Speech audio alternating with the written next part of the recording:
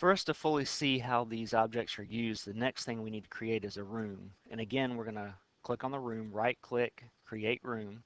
In this room, you can think of it as a level. You can think of it whatever you're going to use to place these objects on where gameplay is going to happen. A room can also be a menu.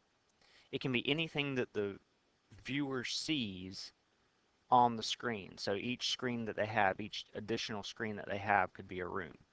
If you have 5 levels in a menu, you're going to have 6 rooms. You'll have 5 rooms for each, 1 room for each level, and then you'll have a room for the actual menu itself in the beginning. And if you have a credits menu, you could have a room at the end, so that would make it 7 rooms. So in order to use these objects in the room, what we're going to do is we're going to select what object you want to use here. Now we only have one right now, so we have the wall, so we'll make sure that the wall is selected. And down here below that, it gives you some hints on how to use this. So for instance, the left mouse button, you actually move or you add a wall.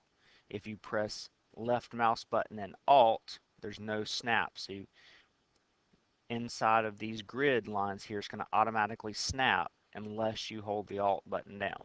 So we're going to add a room here. I'm just clicking my left mouse button and holding it while I'm dragging it around to where I want it. You can see that it's snapping in the middle of those grid lines there. If I hit my Alt key, now I'm free to move it around wherever I want. So we're going to snap it there, and I'm going to add a few more. And you can see how it's adding the walls in my room. Now, down here, it also gives us the ability to add multiple walls just by moving the mouse around. We can delete walls or objects wherever we want. So if we want to add multiple walls, this left, shift, and control button, so I'm hitting shift and control on the keyboard, and now I'm just holding my left mouse button down, and I can just draw my walls in. We're going to go back, we're going to save this room, we're just going to click on this green check box. We're going to come back up to our wall sprite, and we're just going to change the sprite. So we're going to go to Edit Sprite, double click again, and roll in. And we're going to add some color to this, just so we can see how these sprites work with the objects. So I'm going to color some red into this block here. And we're going to save that. Now the only thing that we changed is the sprite.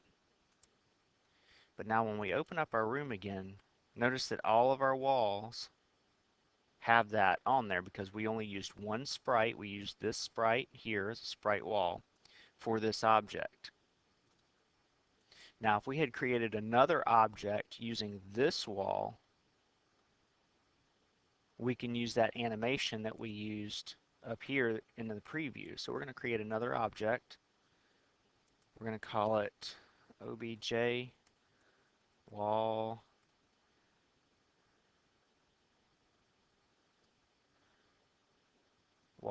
for animation, wall animation. We're going to select the wall 2, and we're going to come down here and we're going to select this wall animation, and we'll add a few of these in.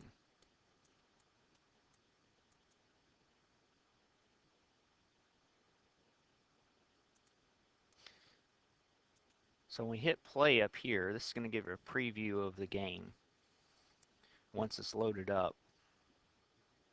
And we can see our animation here. You can see the X's are blinking on and off.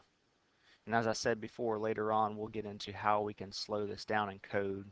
We can slow it down, speed it up depending on what's happening. So if a ball were to hit it, the X could actually turn on, and once it's off of the wall again it would turn off, or however we want that to work.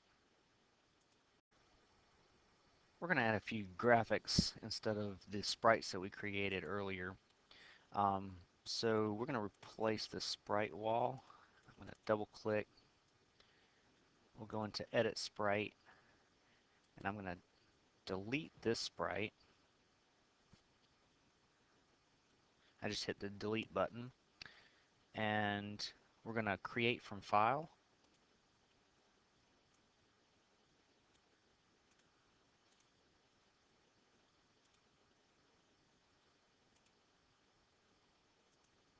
And you can see just how easy that was. This is a sprite that I created in Photoshop. We're also going to replace this background gray in the room with a background to make it look a little bit better.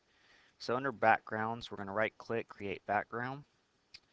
We're going to load a background. We're going to come back over. We've got it right here. We're going to open.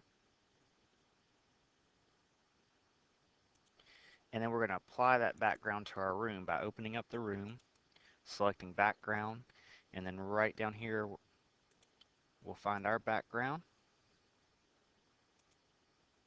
and we'll play that out just so you can see the difference it made.